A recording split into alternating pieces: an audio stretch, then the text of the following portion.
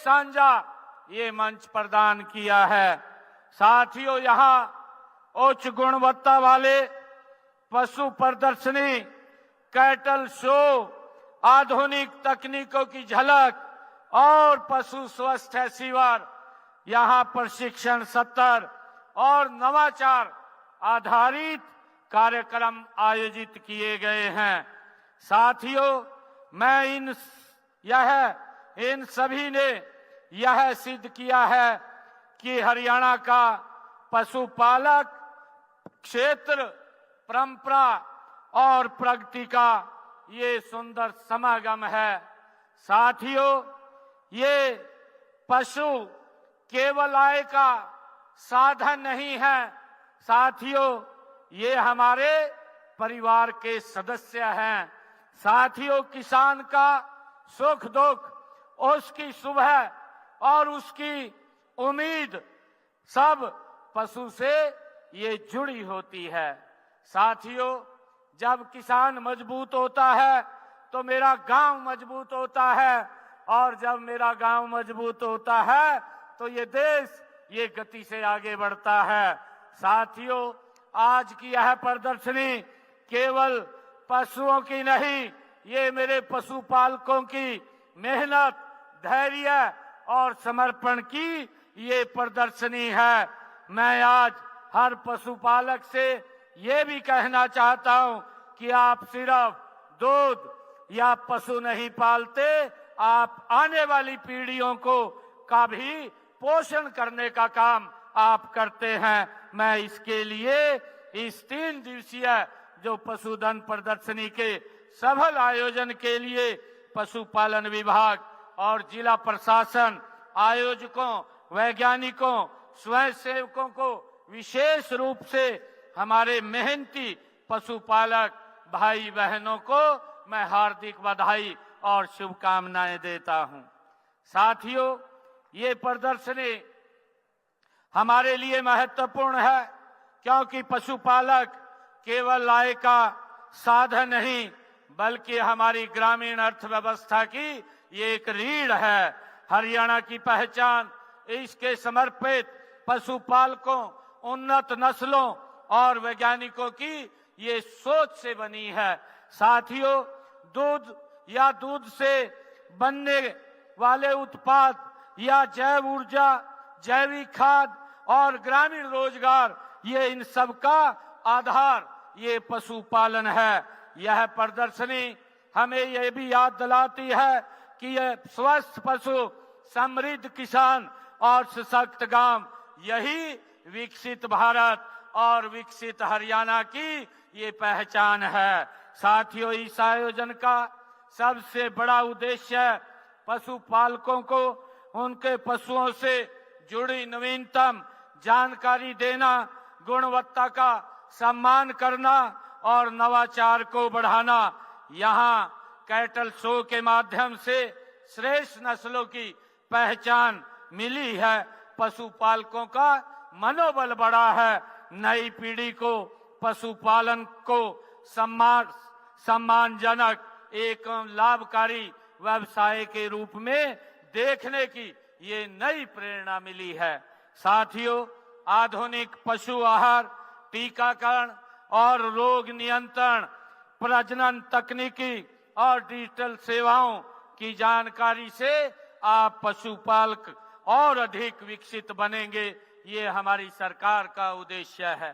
साथियों, यह हमारे लिए ये गर्व की बात भी है कि देश के 2.1% दुधारू पशु हरियाणा में हैं।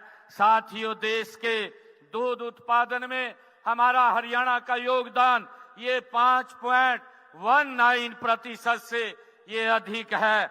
आज हमारा वार्षिक दूध उत्पादन लगभग 126 लाख टन पहुंच गया है। साथियों, मुझे खुशी है कि राज्य की प्रति व्यक्ति ये प्रतिदिन दूध उपलब्धता 1128 ग्राम है।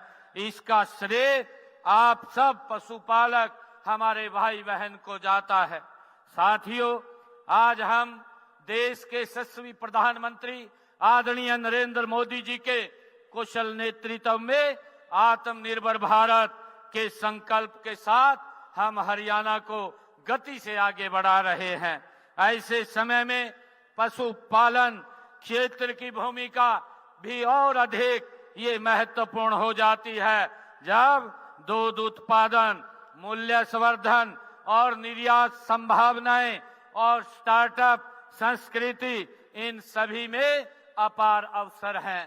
साथियों, मुझे खुशी है, आप सब जानते भी हैं कि अधिक पैदावार के लिए रासायनिक खादें, खरपतवार नाशकों और कीटनाशकों का हम अंधाधुंध प्रयोग किया है।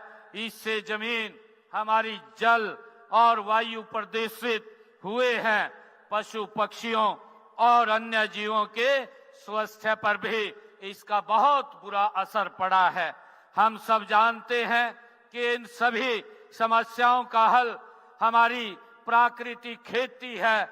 इसमें अधिकतर कार्य प्रकृति द्वारा स्वयं ही किया जाता है। साथियों, हमने प्राकृतिक खेती को बढ़ावा देने के लिए वर्ष 2022 में प्राकृतिक खेती योजना उसका शुभारंभ किया था और इसके तहत प्राकृतिक खेती पर एक पोर्टल उसको भी शुरू किया गया है।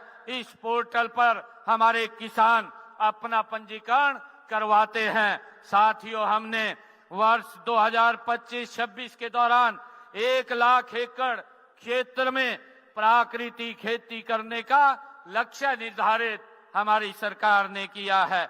हमने कृषि एवं किसान कल्याण की 53 एकड़ 4 कनाल भूमि पर प्राकृतिक खेती करने का निर्णय भी हमारी सरकार ने लिया है। यह जमीन जिला कैथल के हमारे गांव जठेरी में है। इसे पायलट परियोजना के रूप में हमने लागू किया है, जिसकी सफलता के बाद धीरे धीरे हम बढ़ करके इसके पूरे राज्य में लागू करने का हम काम करेंगे। साथियों, हमने प्राकृतिक खेती अपनाने हेतु प्रशिक्षण प्रदान करने के लिए यहाँ कुरुक्षेत्र में ही हम सब जानते हैं कि गुरुकुल में आचार्य देवव्रत जी, उनके तत्वाधान में, और जींद के हमेठी और सिरसा में मंगियाना और करनाल के ग्रहोंडा में हमारे किसानों को ये प्रशिक्षण दिया जाता है। साथियों, गुरुकुल कुरुक्षेत्र के प्रशिक्षण केंद्र में प्रगतिशील किसानों को प्रशिक्षण देने के लिए हमने सलाहकार, राज्य सलाहकार की भी नियुक्ति की गई है। साथियों, हम सब ये भी जानते हैं कि गुरुकुल कुरुक्षेत्र में 180 एकड़ भूमि में फैला प्राकृतिक कृषि फार्म हरियाणा में प्राकृतिक खेती को पुनः जीवंत बनाने का एक अनूठा ये उदाहरण हमारे यहाँ पर है। मुझे यह जानकर बड़ी खुशी भी है कि इस फार्म में न केवल कीटनाशक प्रयोग किया जाता है और न ही कोई रासायनिक खाद उसमें उपयोग किया जाता है।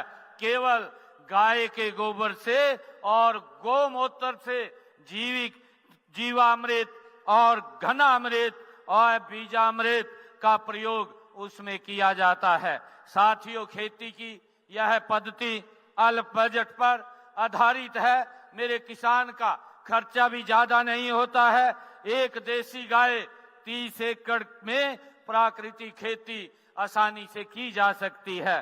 साथियों, मुझे यह जान करके भी बड़ी खुशी हो है कि उन्हें इस केंद्र में जीवामृत, घनामृत और बीजामृत, नीमास्त्र और अग्निअस्त्र, ब्रह्मास्त्र आदि बनाने की जानकारी भी यहाँ गुरुकुल के अंदर दी जाती है।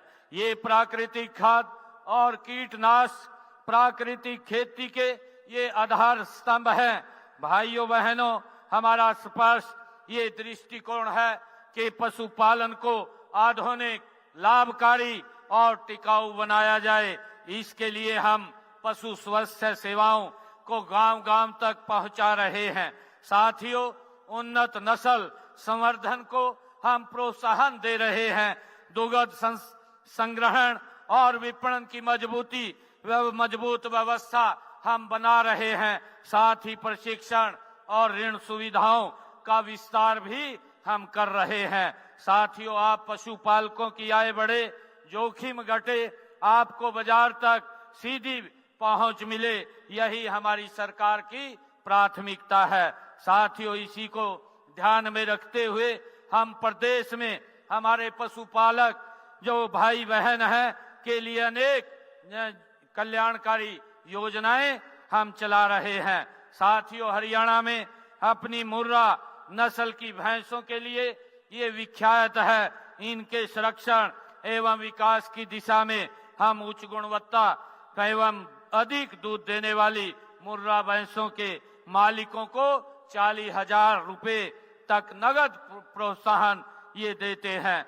साथियों, मुझे खुशी है कि हमारे पशु खरीदने के लिए तथा उनके पालन के लिए बड़ी पूंजी की जरूरत पड़ती है। इसके लिए हम पशुधन किसान क्रेडिट कार्ड भी प्रदान किए जा रहे हैं। साथियों, अब तक हमने 2,20,000 किसान क्रेडिट कार्ड बैंकों द्वारा स्वीकृत किए गए हैं। बैंकों द्वारा राज्य के पशुपालकों को 3,449 करोड़ रुपए की राशि भी दी जा चुकी है। साथियों, पशुपालन रोजगार का एक बेहतर माध्यम है। मुख्यमंत्री अंत्योदय परिवार उत्थान योजना के तहत हमने 35,000 से अधिक पशुधन इकाइयां स्थापित भी की जा चुकी हैं। साथियों, मुख्यमंत्री दुग्ध उत्पादक प्रोत्साहन योजना के तहत सहकारी दूध उत्पादकों को 70 करोड़ रुपए की प्रोत्साहन राशि भी दी गई है। साथियों, इसी प्रकार छोटे किसानों तथा ग्रामीण क्षेत्रों के युवाओं के लिए हाईटेक व मिनी डेयरी स्कीम भी चलाई जा रही है। साथियों, इस योजना के तहत 14,168 डेयरियां स्थापित की गई है और इस स्कीम के तहत 10 दुधारू पशुओं तक की मिनी डेयरी खोलने के लिए पशु की लागत पर 25% की सब्सिडी वो भी सरकार के द्वारा दी जाती है। साथियों, इसी प्रकार अनुसूचित जाति के लोगों को रोजगार उपलब्ध कराने के लिए इस स्कीम के तहत 2 या 3 पशुओं की डेयरी खोलने पर 50% की सब्सिडी ये हरियाणा सरकार द्वारा दी जाती है। साथियों, इसके अलावा 20 या इससे अधिक दुधारू पशुओं की हाईटेक डेयरी स्थापित करने के लिए हम 5 वर्षों तक बिना ब्याज के ऋण भी उपलब्ध कराने का काम हमारी सरकार करती है। भाइयों बहनों, आप सब जानते हैं कि पशुपालन में जोखिम भी होता है। भैंस की कीमत लाख रुपए से अधिक रहती है। हमने इसके लिए पंडित दीनदयाल उपाध्याय सामूहिक पशुधन बीमा योजना वो चलाई हुई है और इसके तहत हमारी सरकार ने 15,33,000 पशुओं का बीमा भी किया है और इस योजना के तहत कोई भी पशुपालक 100 से 300 रुपए और बड़े पशु के लिए तथा छोटे पशु के लिए 25 रुपए में बीमा अपना करवा सकता है। ये योजना हमने चलाई हुई है जो पंडित दीनदयाल उपाध्याय सामूहिक पशुधन बीमा योजना के नाम से चल रही है। साथियों, इस योजना के तहत अनुसूचित जाति के पशुपालकों को पशुओं का बीमा निःशुल्क